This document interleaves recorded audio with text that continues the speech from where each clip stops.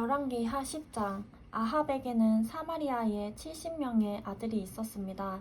그래서 예후는 편지를 써서 사마리아의 이스라엘 관리들과 장로들과 아합의 아들들을 교육하던 사람들에게 보냈습니다. 예후는 편지에 이렇게 써 보냈습니다. 너희 주인의 아들들이 너희와 함께 있고 너희에게 전차와 말과 견고한 성과 무기가 있으니 이 편지가 너희에게 도착하자마자 너희 주인의 아들들 가운데 가장 뛰어난 사람을 뽑아 그 아버지의 왕위에 앉히고 너희 주인의 집안을 위해 싸우라. 그러나 그들은 매우 두려워하며 말했습니다. 두 왕이 그를 당해내지 못했는데 우리가 어떻게 당해낼 수 있겠는가? 그래서 왕궁 관리와 성의 총독과 장로들과 아합의 아들들을 교육하던 사람들이 예후에게 심부름꾼을 보내 이렇게 말했습니다. 우리는 당신의 신하니 당신의 명령은 무엇이든 따르겠습니다만 누군가를 왕으로 세우지는 않겠습니다. 그냥 당신이 보기에 좋은 대로 하십시오. 그러자 예후가 두 번째 편지를 써 보냈습니다. 너희가 만약 내 편이 돼 내 말을 듣겠다면 너희 주인의 아들들의 머리를 가지고 내일 이맘때까지 이스라엘에 있는 내게로 오라. 그때 왕자들 70명은 자기들을 교육하던 그 성의 지도자들과 함께 있었습니다.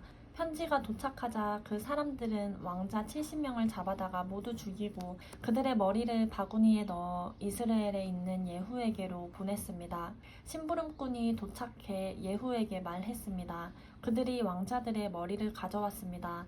그러자 예후가 말했습니다. 그 머리들을 성문 입구에 두 무더기로 쌓아 아침까지 두어라. 이튿날 아침에 예후는 밖으로 나가 백성들 앞에 서서 말했습니다. 너희는 죄가 없다. 내 주인을 반역해 죽인 사람은 바로 나다. 그러나 누가 이 모든 사람을 죽였느냐? 여호와께서 아합의 집을 향해 하신 말씀 가운데 어느 것 하나도 땅에 떨어지지 않았다는 것을 알아야 한다. 여호와께서는 그 종 엘리야를 통해 말씀하신 것을 이루신 것이다. 그러고 나서 예후는 아합의 집안 가운데 이스라엘의 살아남은 사람들을 모두 죽였습니다. 또 아합의 고관들과 가까운 친구들과 제사장들을 다 죽여 그 집안에 살아남은 사람이 아무도 없게 했습니다. 그러고 나서 예후는 길을 떠나 사마리아로 갔습니다. 가는 도중 베데켓 하로임에서 예후는 유다 왕 아하시아의 형제들을 만나게 됐습니다. 예후가 물었습니다. 너희는 누구냐? 그들이 대답했습니다. 우리는 아하시아의 형제들입니다. 우리는 왕자들과 왕후의 아들들에게 문안 드리러 내려왔습니다. 예후가 명령했습니다. 저들을 사로잡으라. 그러자 아하시아의 형제들 42명을 사로잡아 베데켓의 웅덩이에서 다 죽이고 한 명도 남기지 않았습니다. 예후는 그곳을 떠난 뒤 자기를 만나러 오고 있던 레갑의 아들 여호나답을 만나게 되었습니다. 예후가 여호나답을 맞으며 말했습니다. 내가 너를 믿듯이 너도 나를 믿느냐?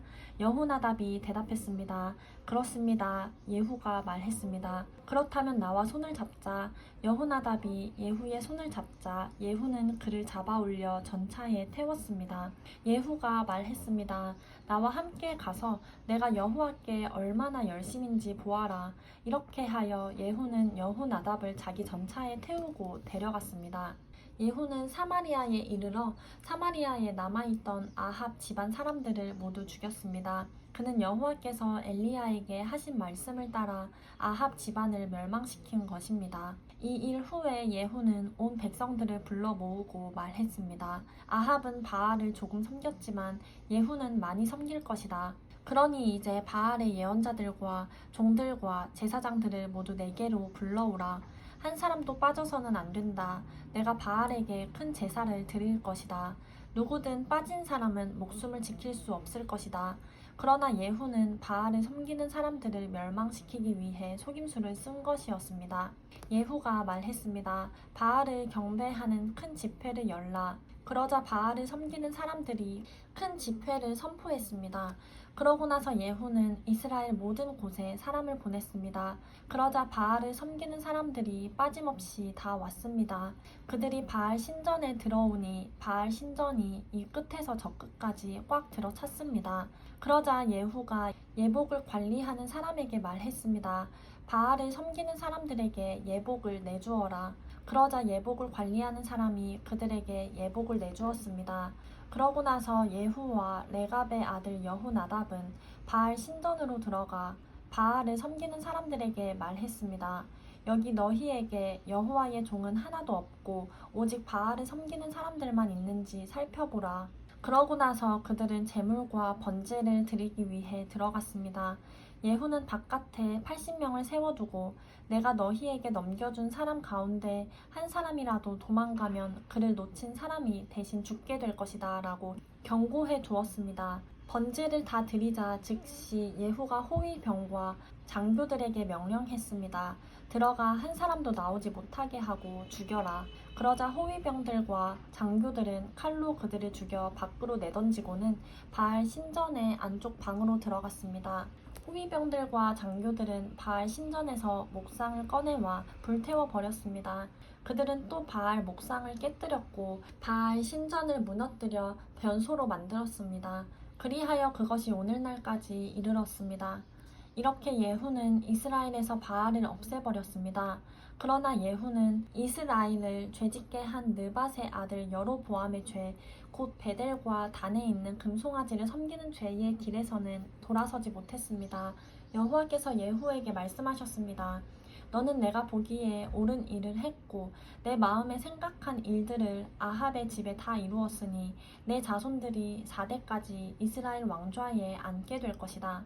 그러나 예후는 이스라엘의 하나님 여호와의 법을 지키는 데는 마음을 다하지 못했습니다. 그는 이스라엘을 죄짓게 한 여로보암의 죄에서 떠나지 못했습니다.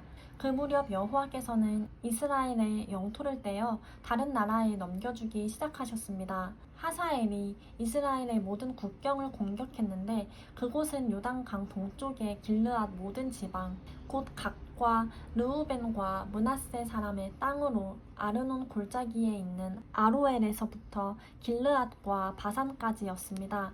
예후의 다른 모든 일과 예후의 모든 업적은 이스라엘 왕들의 역대기에 기록돼 있습니다. 예후는 자기 조상들과 함께 잠들어 사마리아에 묻혔습니다. 그리고 예후의 아들 여호아하스가 뒤를 이어 왕이 됐습니다. 예후가 사마리아에서 이스라엘을 다스린 기간은 28년이었습니다.